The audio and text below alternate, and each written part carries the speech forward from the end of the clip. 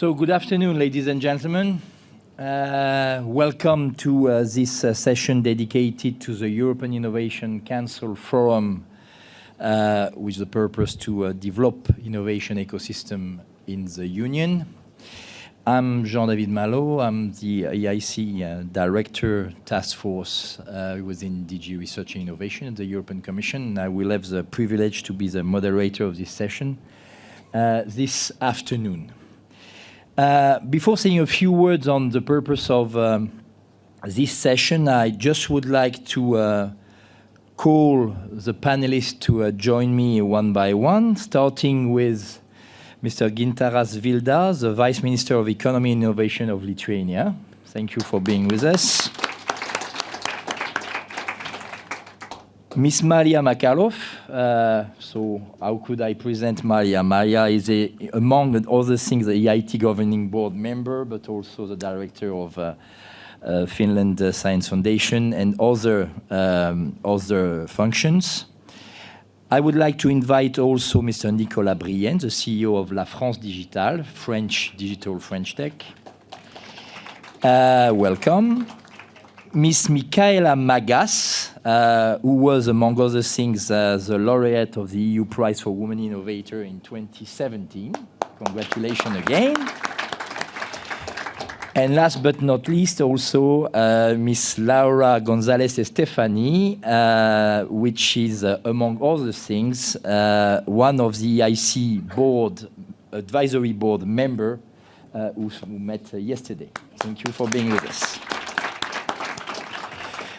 So, as you know, in the future framework program for research and innovation, one of the main novelties is the introduction of the European Innovation Council, which has, as you know, the purpose to do two main things. First, to stimulate the emergence of radical science through radical technologies that could lead ultimately to radical or transformative, disruptive innovation on one hand, and on the other hand, which has a purpose also to tackle one of the main weaknesses of the European Union since several decades now, which is the scaling up of our deep tech companies.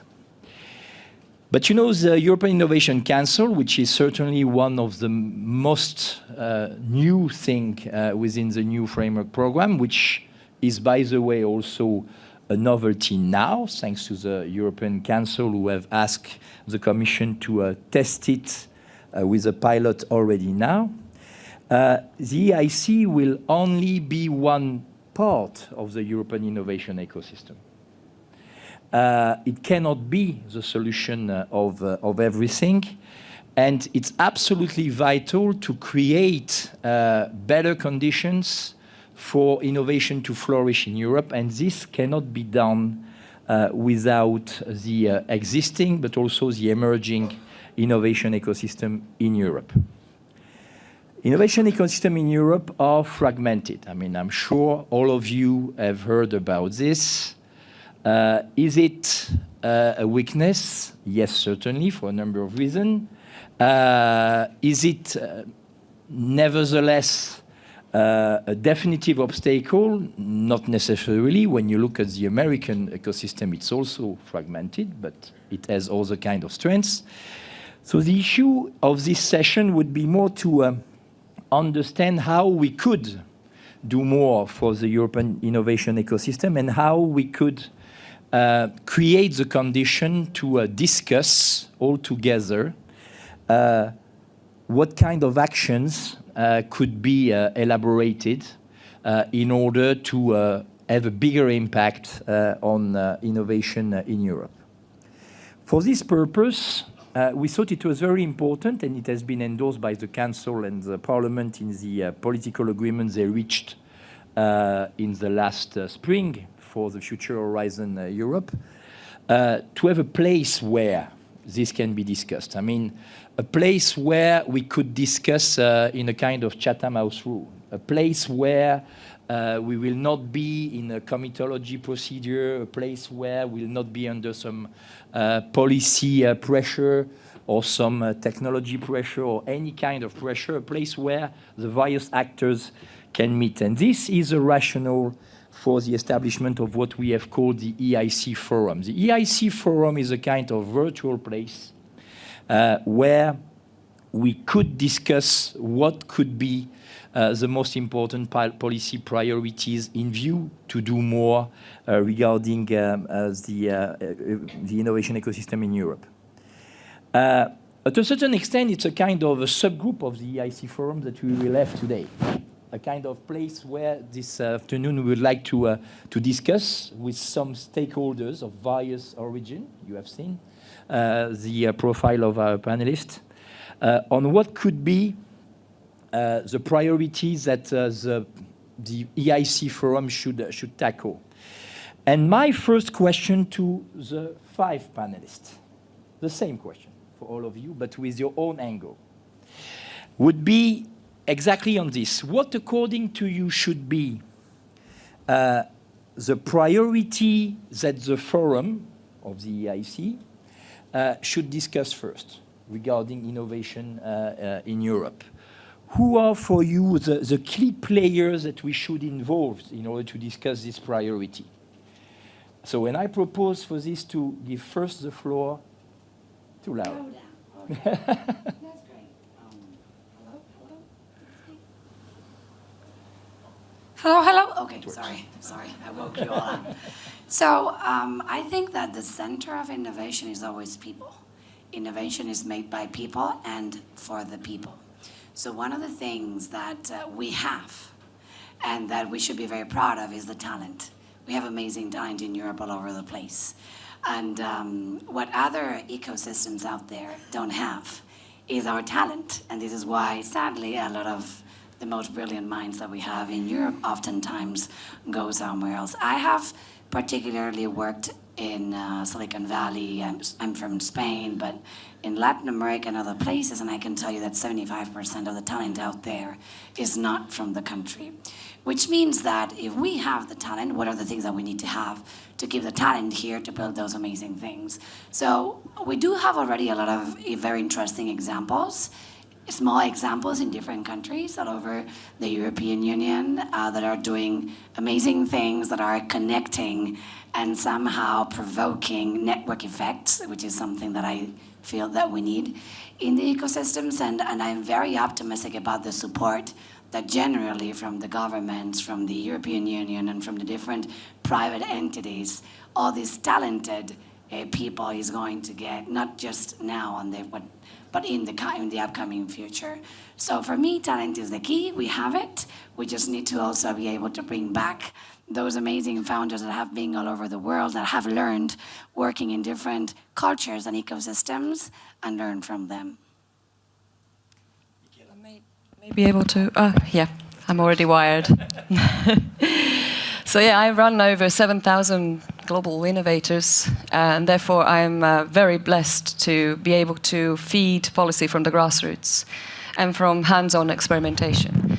And this is basically what sort of partly led to the EIC as well, because when we started doing our pilots, I was actually asked to coordinate the innovation recommendations for CAF, Connect Advisory Forum, and part of our recommendations was to form an European Innovation Council.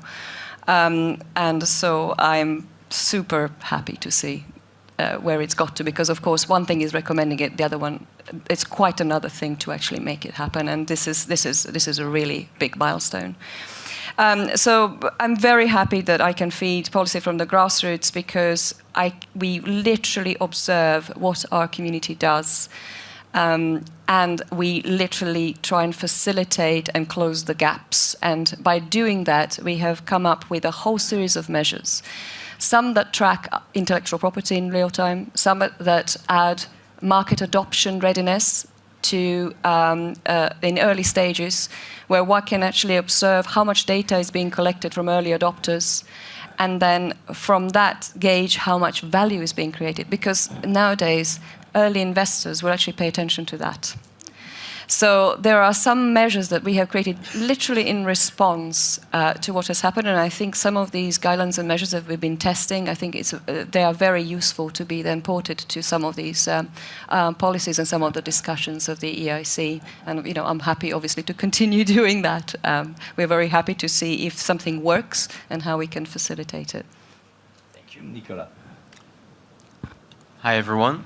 My name is Nicolas Bryan. I'm the CEO of France Digital, which is basically the largest startup organization in Europe. We have 1,400 startups in the network, and we also have 100 VCs. And the main reason why I'm here today is because something amazing is happening in most of our ecosystem, our startup ecosystems. We've seen in the past 5 years companies, startups getting created as national champions, and now, in 2019, we see more and more entrepreneurs, more and more founders really starting their company as global companies from day one. The sad story, and that's the story I want to share, is that they are not creating European global companies. They are creating transatlantic global companies. And by transatlantic, I mean that you can start a startup in Europe quite easily, but if you want to scale up, you scale on the US market. And that's probably the main priority that the EIC Forum should tackle first, is that founders do not move to the US because of the sun of California. They move because of market size. And we have an amazing market in the European Union for coal and steel. That was the ambition of the founding fathers. But we definitely do not have a united market, the famous digital single market, in Europe for AI and blockchain. These technologies are transnational by definition. So I really hate to see all this amazing government creativity being thrown at the door when I see the French national strategy on AI, published in April 2018, and 2 months before there was the UK national strategy on AI, and then 2 months after they're going to be the German coalition talking about the German national strategy on AI. That doesn't make sense to me, and probably the main issue for the European Innovation Council is just to identify this best practice and put European framework. I will just finish with just one conclusion note. I believe that we are startups. We are at the Olympic Games for startups. And at the Olympic Games for startups, there is the US team that is running 100 meters. And there is the European team that is running 110 meters with hurdles. 27 hurdles, 27 national regulations. So if we want to have our European startups running faster than the US, we need to get rid of this 27 national regulation and start having one European unified framework. Thank you very much, guys. Many thanks. Maria. Thank you. Does this work? Yes. So a little bit of a similar story to begin with from the national level in Finland and concerning the biomedical field. So a lot has been invested in Finland to raise the quality of biomedical research, biotechnology, and that has really been a success story. But Finland does not have absorptive capacity in the form of industry and companies to really absorb the innovations coming from the researchers. And so this has resulted in a situation where individual researchers have established startups, but if they were promising, they were bought immediately to the United States. So gone from Europe. Now, 3 ministries, and indeed 3 relevant ministers, took an initiative in 2004. So the result was a national growth strategy for research and innovation in the sector of health. And so this started with the writing of a very clever strategy and very stringent implementation plan.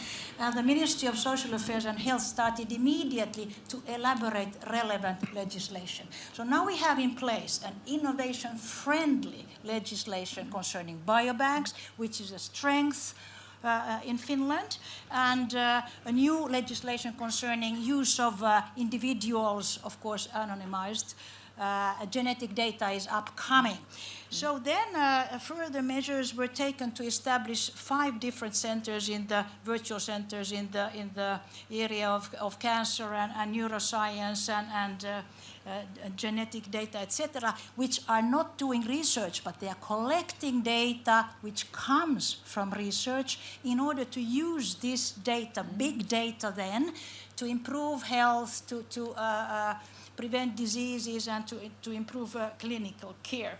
Now this innovation-friendly legislation has attracted big pharma to come to Finland. And in the recent years now, due to this strategy and the implementation, we have many big pharma now who have come for the first time to Finland or then strengthened their presence in Finland. So now this ecosystem in the health area with the startups, they are like on a silver platter for what the EIC can offer. Thank you, Maria. Yeah, thank you. Hello, everyone. I'm Gintaras Asluda from Lithuania. I'm Vice Minister of Economy and Innovation, and now I'm in charge on several areas of policy making. First of all, innovations. Second one is industry. Third one is better regulation. And fourth one is small and medium-sized enterprises and startups as well. So actually, in the discussion I have here, that first of all, we are talking about the people. First of all, when we are talking about the European Innovation Council and the forum, I imagine that it should be a platform for people where they can make a conversation with a high level of mutual trust and respect, when they know each other, when they can talk about the things which are happening now in the member states, because all the member states of the European Union, they try to convince their companies, their researchers to become much more innovative and much more business orientated when we're talking about the economical activities. But on the other hand, we all have communities where there is a lot of scientists, where they are also involved in the innovation activities, as you mentioned about the absorption capacities from the business. So the cooperation between business and science is still the main topic in the agenda, for example, in the political agenda of the Lithuania. And together with my colleagues from the Ministry of Education, Science and Sport, we are talking a lot of how to make this activity much more integrative, much more business orientated, much more polite for each other, how to build the trust between the people. So on the level of the European Union, I strongly believe that we should have a platform where we need to talk about the interventions which is needed from the side of European Commission. And I foresee that coordination from the European Commission will be needed for the European Innovation Council Forum. But on the other hand, because, you know, there is a lot of technologies, there is a lot of sectors which need to improve the innovations in. So I believe that we will have a lot of people which also need to discuss about their interests and about their needs.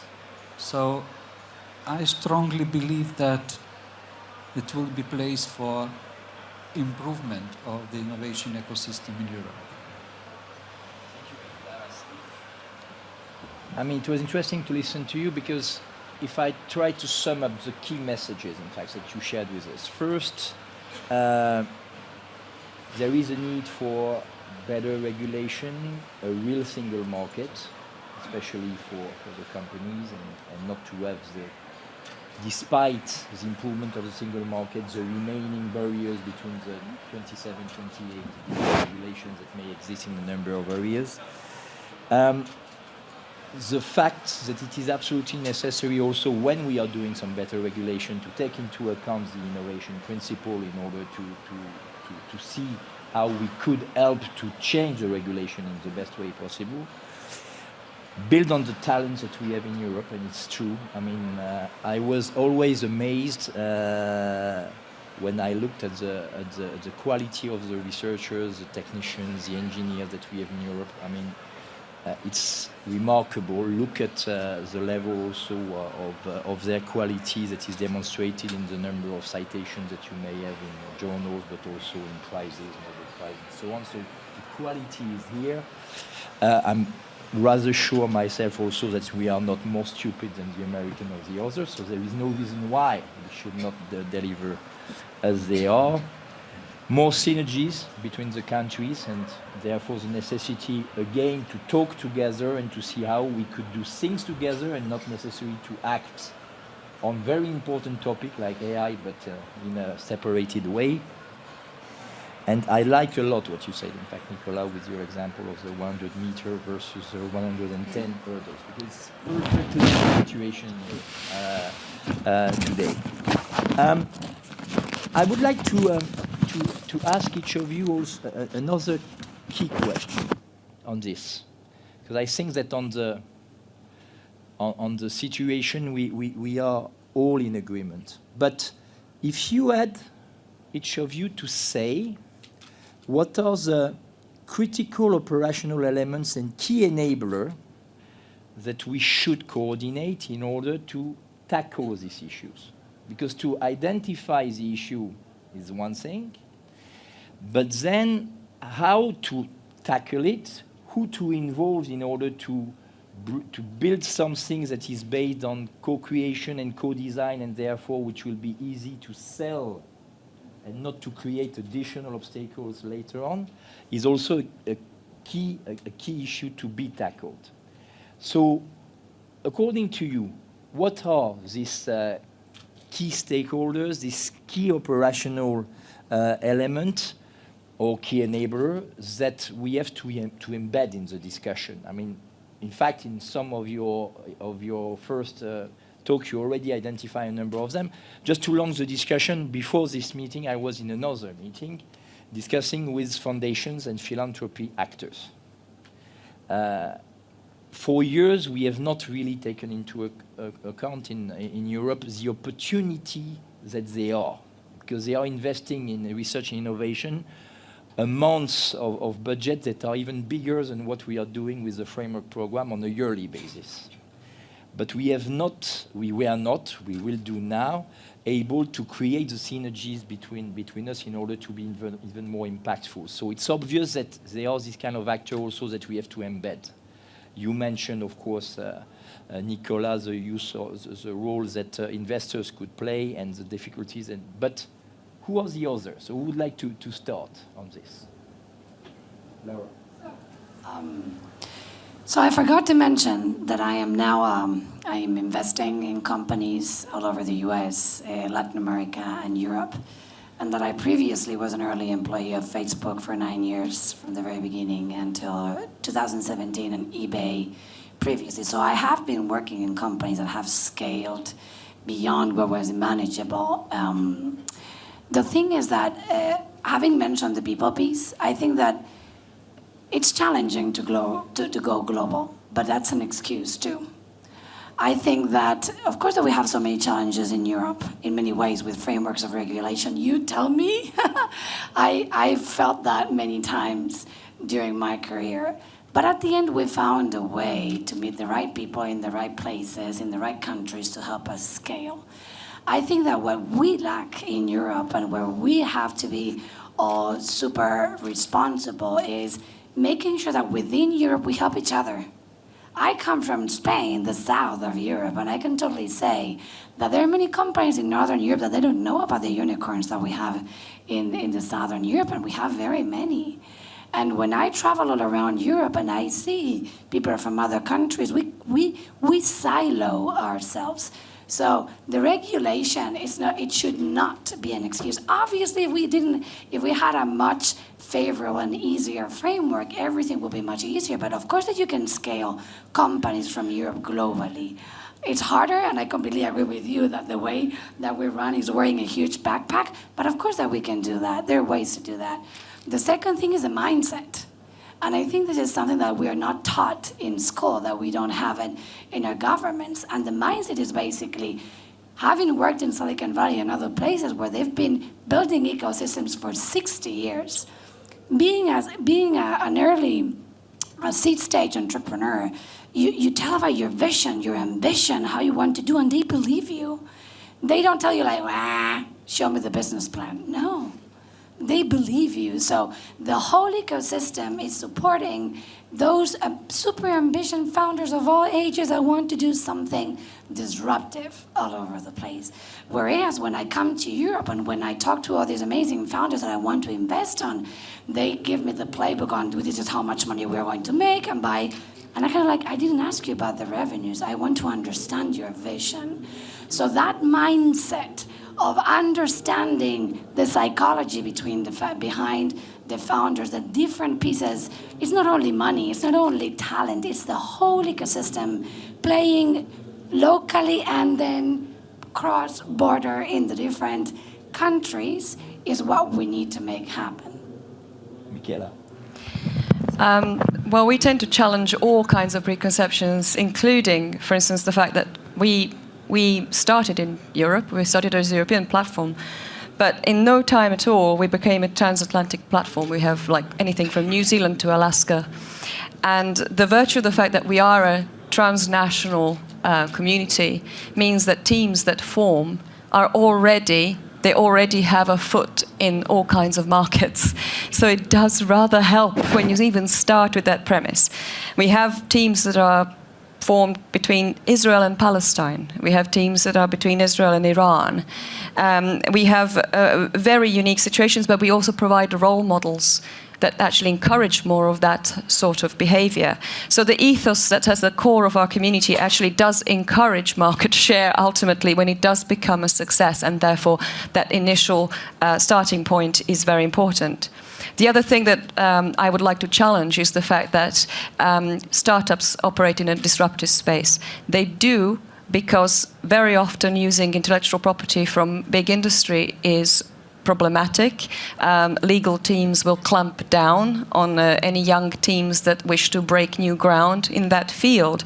And what we have been constructing, and you might have heard of the Industry Commons, which is our the scale-up of our methodologies that has now been adopted by DGRTD, and there's some really important industry tests being conducted, is to build ecosystems on top of our existing capabilities. Why? Because, I mean, if we're talking about Europe, we're talking also worldwide, we have global corporations in Europe.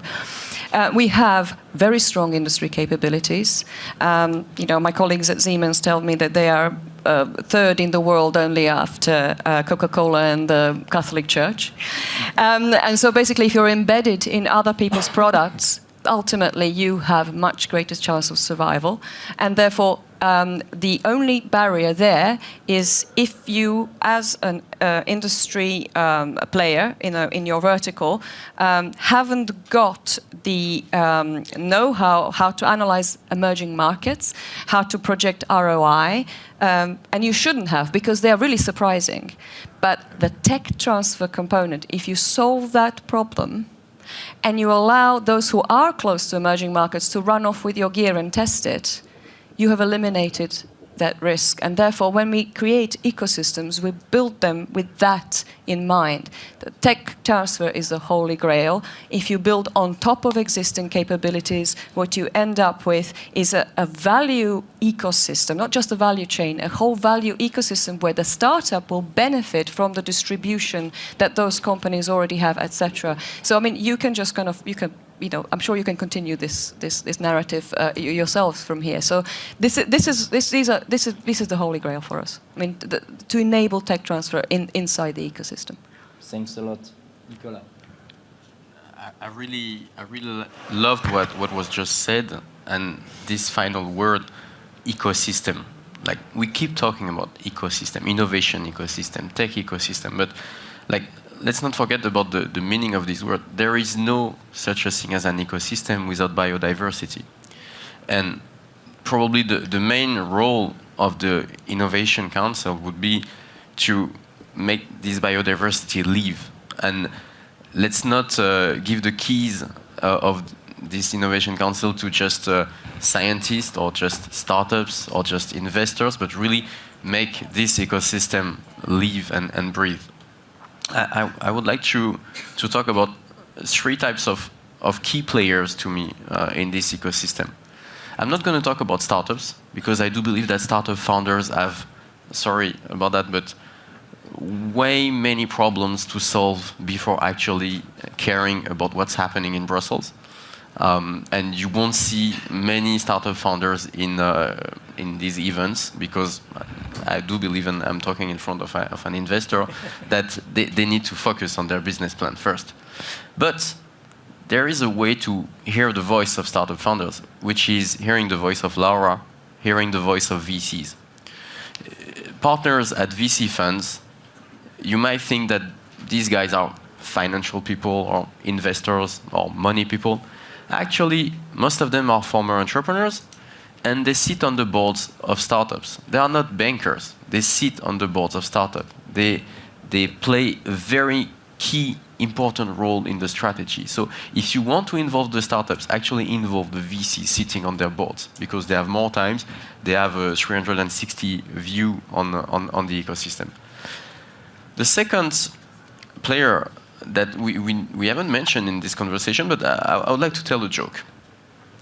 Last time I was in Tel Aviv, I had one of these very powerful Israeli VC who told me, you know, Nicholas, you Europeans, you are crazy. I was like, really?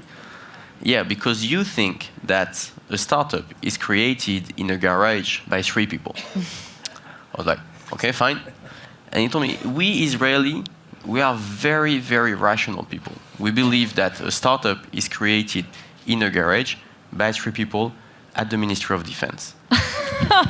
And Which is true of Israeli. and I found that extremely funny, but extremely true at the same time. There is no such a thing as an ecosystem, innovation ecosystem in the world where the defense people are not involved. It's true for China, it's true for the US, it's true for Israel. The problem in Europe is that we don't have per se a commissioner for defense, We do but now. we do have some industries. We do have some strong armies. And this connection between the defense people and the Innovation Council would definitely bring a lot. Last thing, we conducted a study on AI ecosystems around the globe. And there was one striking figure. Large US corporations invest 6 times more money in AI startups than their European counterparts. And to me, there is a tremendous responsibility of our large European legacy players that are definitely not investing enough in startups, not investing enough in innovation.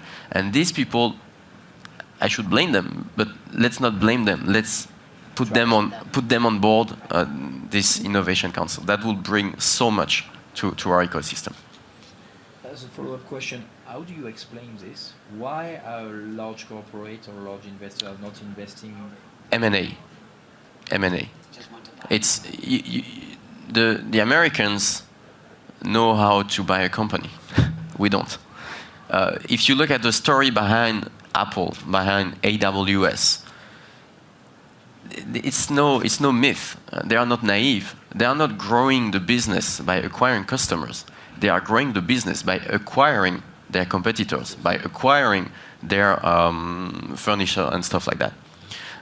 We in Europe, we don't do that. I will just give an example. The largest exit in 2019 in France is Drivey. They are the European leader of car sharing.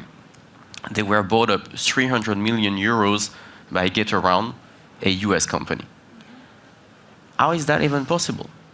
There are so many mobility giants, transportation giants in France and in Germany, and they are not even able to write a 300 million euros check and put that on the table? I just can't believe this.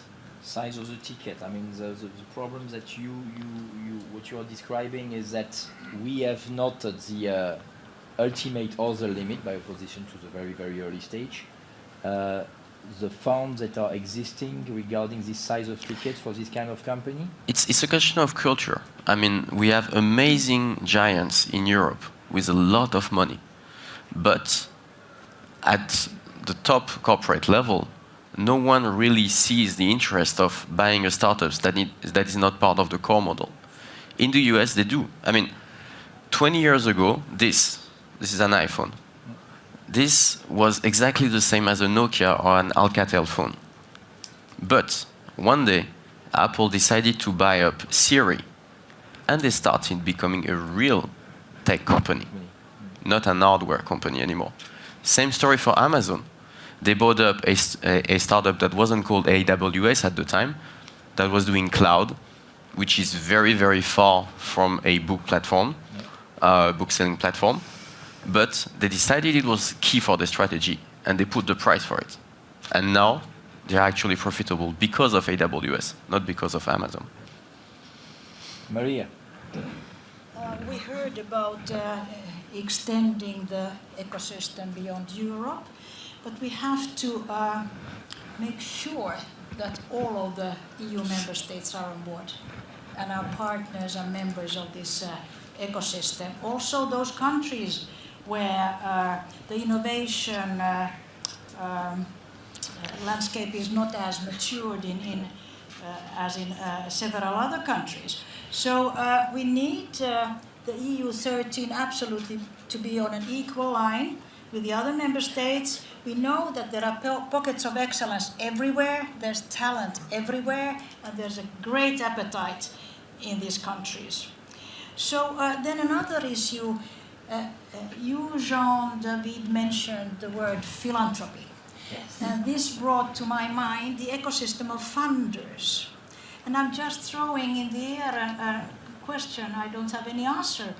What about the foundations in Europe? Of course, they are so different. We have the small foundations where it's impossible to move money across borders, etc. But then we have huge foundations who do not have such limitations.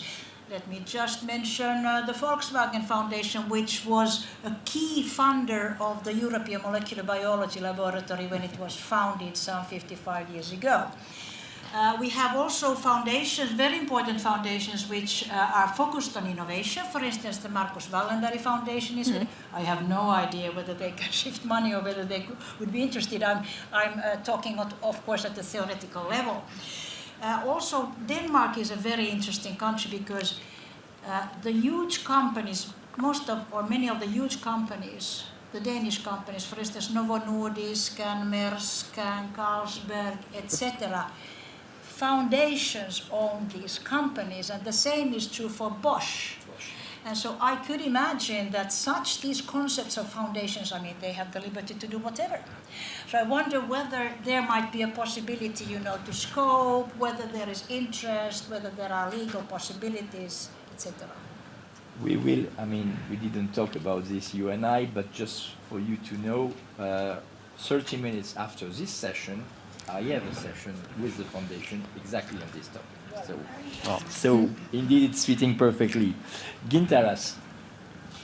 Yeah, actually, thanks for Maria, because she mentioned the geographical approach. She said that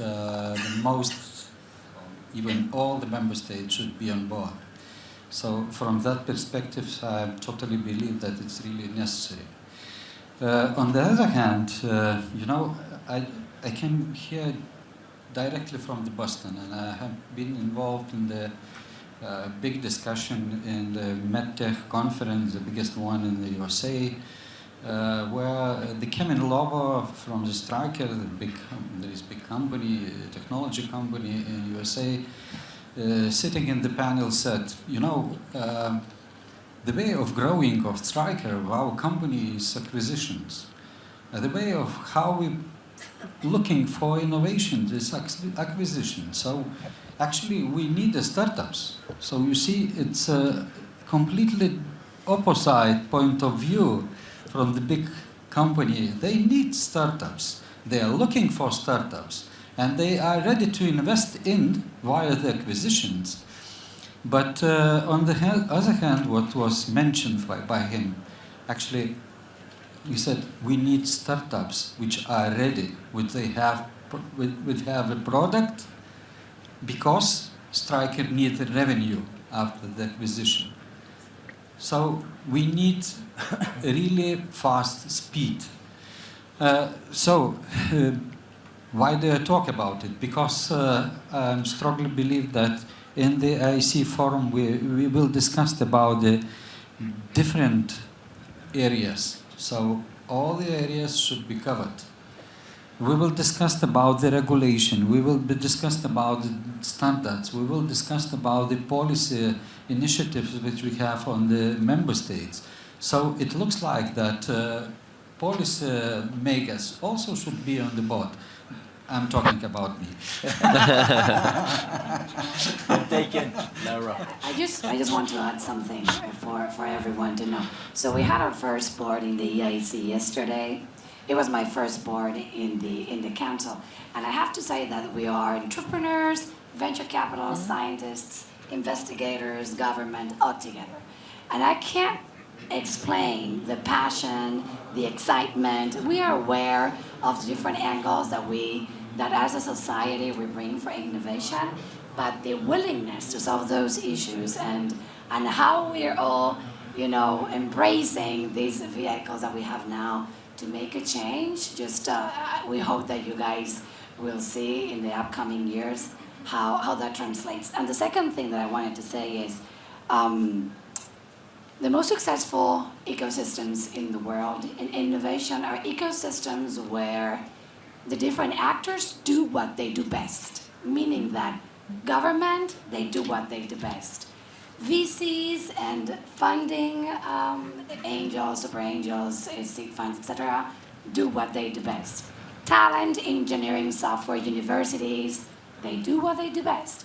And then, of course, the mindset of the entrepreneurs.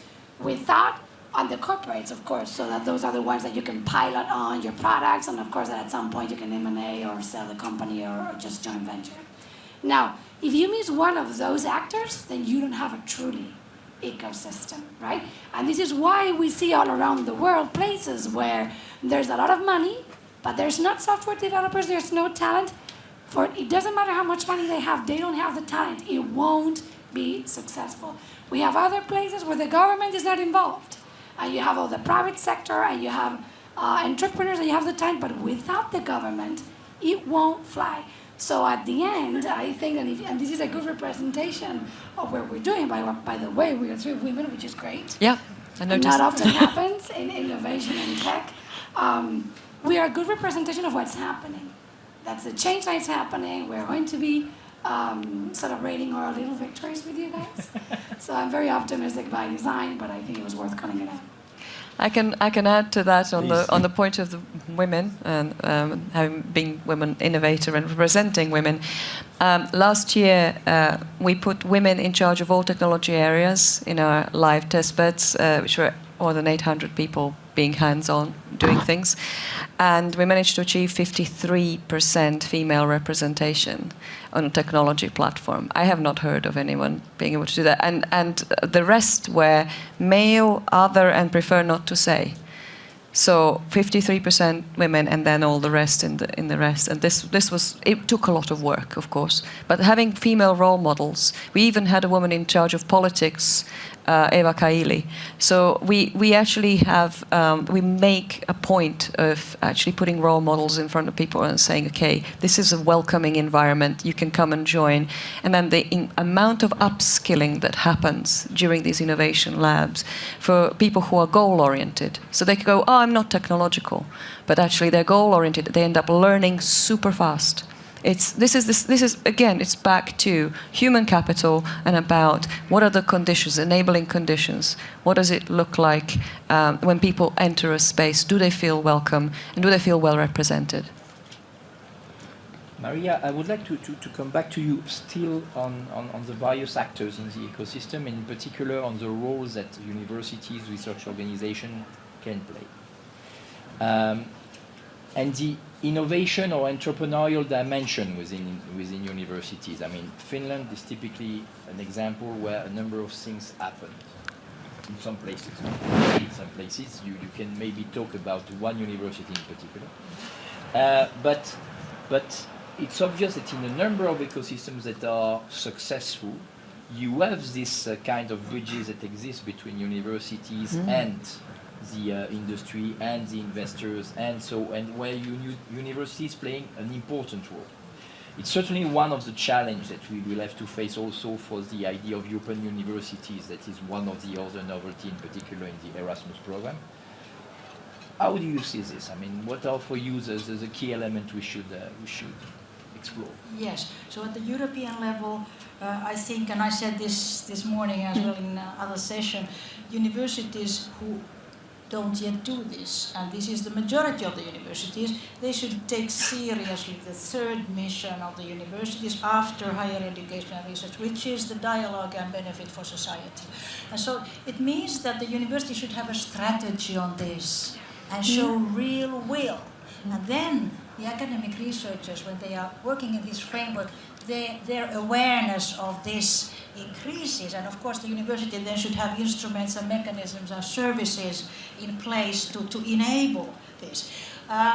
I have experience of a new university, which is the Aalto University. It is 10 years old, so it was reassembled from three previous pre-existing universities, which were first disassembled, and this was the Helsinki University of Technology and the Helsinki Business School and the Helsinki University for Applied Arts and Design. And so this huge turmoil of disassembling the pre-existing ones and then reassembling a new. So there was a revolution, and it was painful at the first, but then the university started to flourish, and it embraced immediately the mission of providing benefit for society, innovation, and as a result, it has the students have created I don't know how many hundreds of startups. Of course, many are not viable, and I'm coming to Slush as you mentioned this. So there is a big obligation, a moral obligation, I feel, for the universities. And now, as you mentioned Slush, I will give you some impressive numbers. So young students of the Aalto University 10 years ago, they wanted to speak with each other, those who were interested in establishing a startup. First meeting, 200 young students. Last year, it was 20,000 participants in Slush. It's always taking place in November in Helsinki. 3,100 startups, 1,800 investors coming from all over the world, prime ministers, etc. This, by the way, is an ecosystem which is totally bottom-up. It has nothing to do with university strategies or the European Union, whatever. But I'm sure that this is not the only one, but such sort of bottom-up ecosystems, you have all the passion and the drive there. And I think that we should also identify these ecosystems in the context of the EIC. David, just one thing that is important. Universities in the United States are the largest investors in VCs. Just so you know. So because they are public, these are public universities, private universities. Yes, private universities. I know, but I think Stanford Lab, MIT Lab, our public universities should have the version of that somehow too. I think that they are the ones that are shaping the minds of those founders of the future. Why not investing in what they're doing, right? Elaborating still on this, I'm back to you, Nicola. Oh, sorry, I have to come back here. Going back to you, Nicola, and still on this issue on attracting another type of actors that are indeed VCs, but also large corporate, because large corporate can play also a key role in this context. What are the obstacles you see? Because obviously we have some difficulties to attract some VCs that are sometimes coming only. I was discussing with a very famous American one several weeks ago, and he was just telling me, one of the CEOs was telling me that he was coming in Europe for 5 days or 7 days, while he will spend something like a month or more in China. To identify some startup. how can we attract them? Because they are potential. I mean, we have been able to create more startups in Europe in the last 2 years than in the US. So why we are not able to attract the most important VCs, the most important ticket size later on? What can be done, according to you, for this? Well, I'm not a VC myself, so maybe you might want to ask Laura. But from what I got from our ecosystem, coming back to Tel Aviv, this guy is the founder of Magma Venture. His name is Yael Zilka. He exited Mobileye and Waze, each of these companies for $700 million. So he's doing okay. And there are no European companies in his portfolio. And when I asked him why, he looked at me in the eyes and he told me, I don't invest in European startups. I only invest in profitable startups. And that came to me like a shock, is that, honestly, I don't know about you, Laura, but I don't know any VC who looks at the nationality or the passport of a founder. They're just looking at the business plan or just looking at the credentials, just looking at the product, as you mentioned, looking at the technology. And here comes the market size, is that they look at the perspective, they look at the number, and then they look at what are the perspective on the US market, they look at the perspective on the Chinese market, and they're like, okay, I'm not putting money in a European company because you are in a fragmented market, because you are too small to scale. And if we really want to make our continent attractive to international VCs, we want to have our truly digital single markets on track. We need to fix a real AI strategy. We need to fix a truly pan-European blockchain strategy. Libra is coming up. We don't have a truly European blockchain strategy. If I want to file an ICO, should I go to the EBA? Should I go to a national regulator? Where should I go? I don't know. So that's really the point, is the market size drives all the rest. Coming back to VC, why should we attract? We have plenty of money here. I mean, in France alone, there are 6,000 billions of savings. We are one of the country with the most savings in the world. And where are we putting our money? We are putting our money in assurance vie, we are putting our money in infrastructures, we are putting our money in a lot of very useful things, but we are not preparing future. We are not preparing for the future. If we look at the ratios of tech investment per capita or tech investment per GDP, is just clueless compared to China and Europe. And I will just finish with one figure that I think everyone should have in mind after leaving this room. Last year in Europe, there were 20 billion invested in tech startups on the European continent. In China, on that same year, that was 70 billion.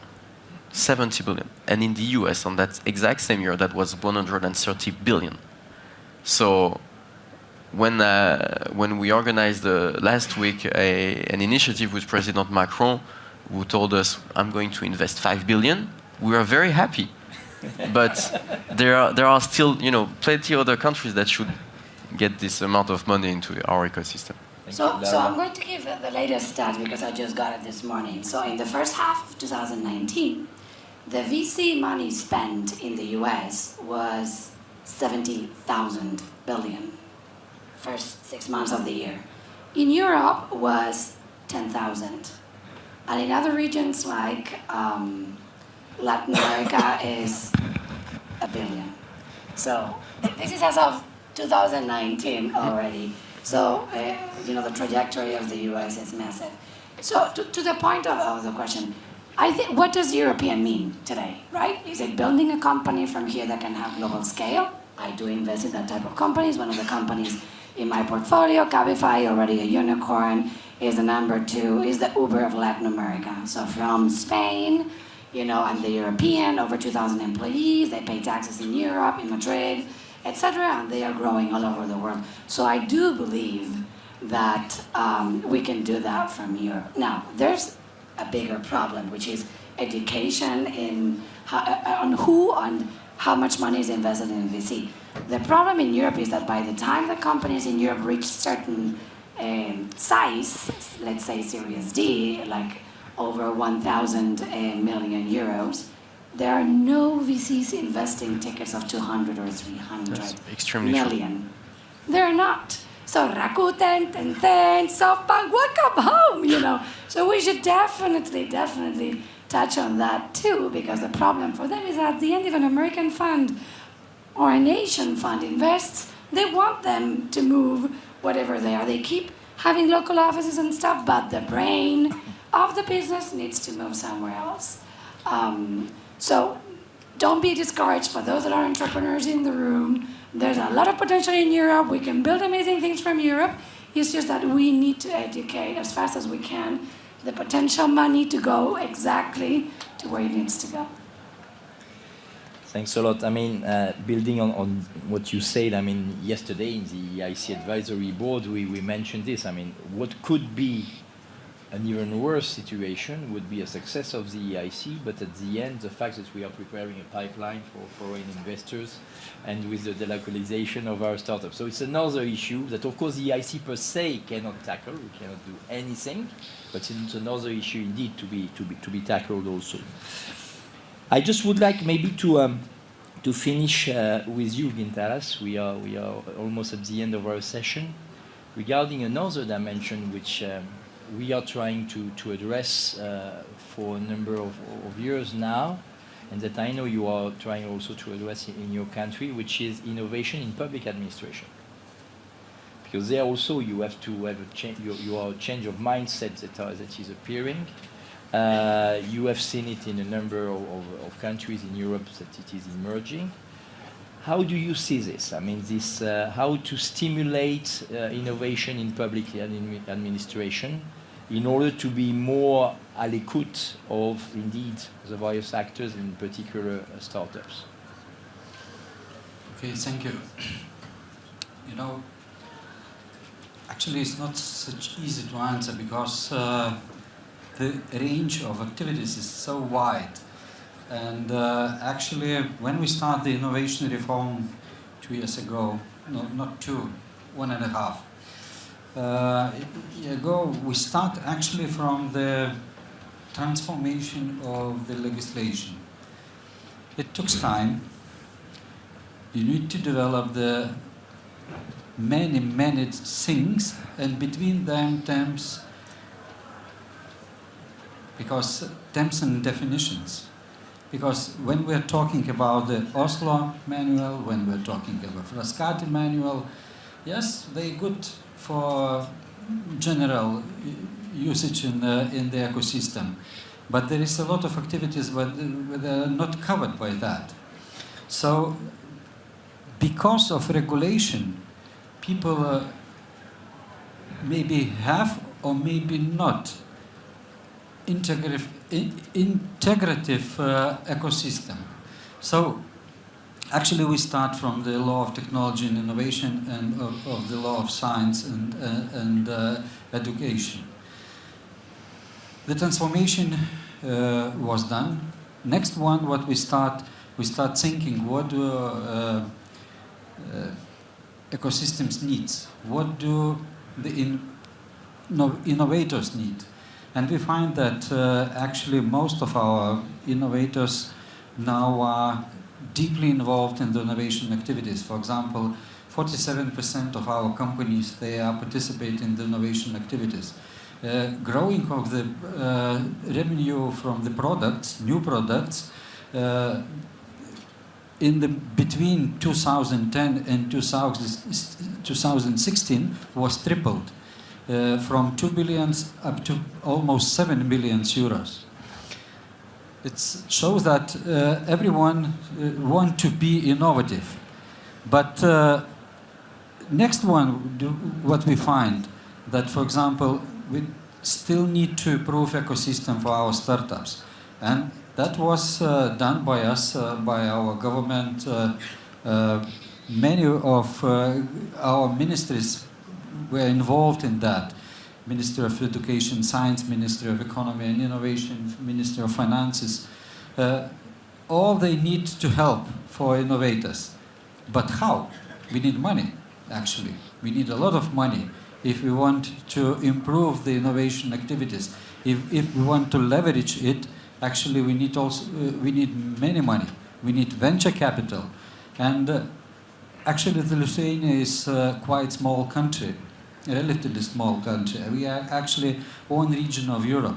So, because we are newcomers of Europe, sometimes we need to explain that we are really innovative. It's actually not such easy. We need to show something, to sell something for people that Lithuania is an innovative country. So when they find it, we decided that we need to build, first of all, our big national innovation fund, which will be actually in the future independent from the EU structural funds, which will be based on the national budget with less regulation, much more open for the community. And because of that, we need to transform all our agencies. And all agencies should start thinking that they are looking for investors. For investors who has an idea. And even the small startup, or owner of the small startup, he has an idea, and maybe in the future he will be a very rich guy because of his idea. And he wants to invest. And now he is looking actually for funding, governmental funding. So that's why we start actually in the beginning from the money. So now we are under construction of a big innovation fund in Lithuania. And I think that will help us to find the venture capital, to attract them, because Lithuania also invests in the innovation activities. Thanks a lot. We are arriving at the end of our session. I would like, first of all, to thank deeply and warmly our panelists. I think a lot was said. I mean, it was short, as always, for this kind of session, but I'm sure that we will see each other very soon in a number of other discussions, in particular in the context of the EIC Forum. Many thanks again. Many thanks to the audience, and enjoy the rest of the day.